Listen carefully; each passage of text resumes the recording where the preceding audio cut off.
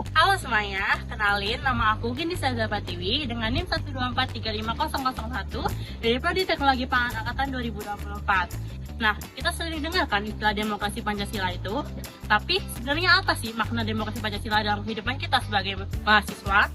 Demokrasi Pancasila merupakan salah satu sistem demokrasi yang berdasarkan pada nilai-nilai Pancasila dan Undang-Undang Dasar tahun 1945. Intinya, setiap warga termasuk kita mahasiswa itu bebas untuk mengutarakan pendapat, mengambil keputusan, ataupun lainnya.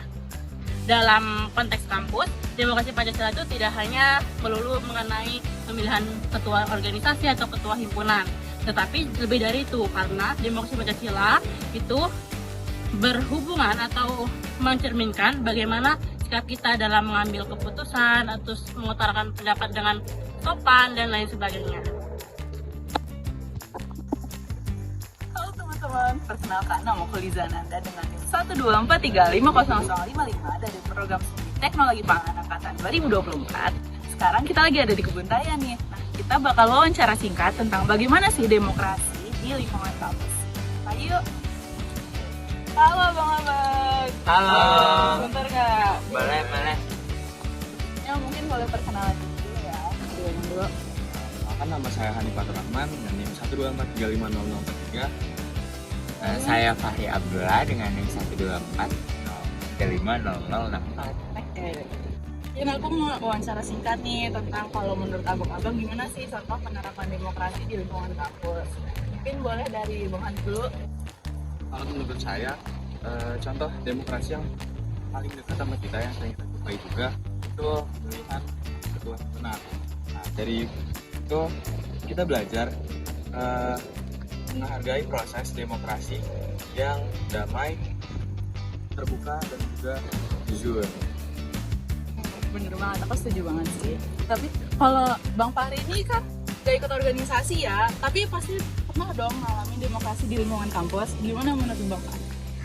Iya, walaupun aku nggak ikut organisasi, tapi aku juga ikut merasakan perjuangan melakukan demokrasi di atas kampus.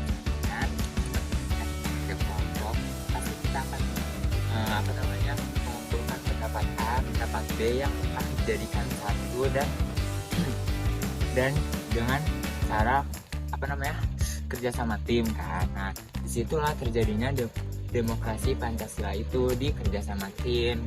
Bukan tentang siapa yang menang di akhir nanti, tetapi bagaimana cara kita mencapai tujuan, yaitu musyawarah untuk mencapai kemenangan. Setuju banget sih. Jadi pada intinya demokrasi itu bukan terjadi di lingkungan politik aja ya Bang Abang, tapi juga terjadi di lingkungan kampus. Ya. Halo, aku Romo. NIM 1343513. Dari kejadian tadi dapat disimpulkan bahwa demokrasi Pancasila adalah demokrasi yang harus dijalani dengan tanggung jawab moral. Nah, sebagai mahasiswa, kita harus mampu melakukan demokrasi Pancasila ini dengan dapat berpendapat sopan dengan orang lain.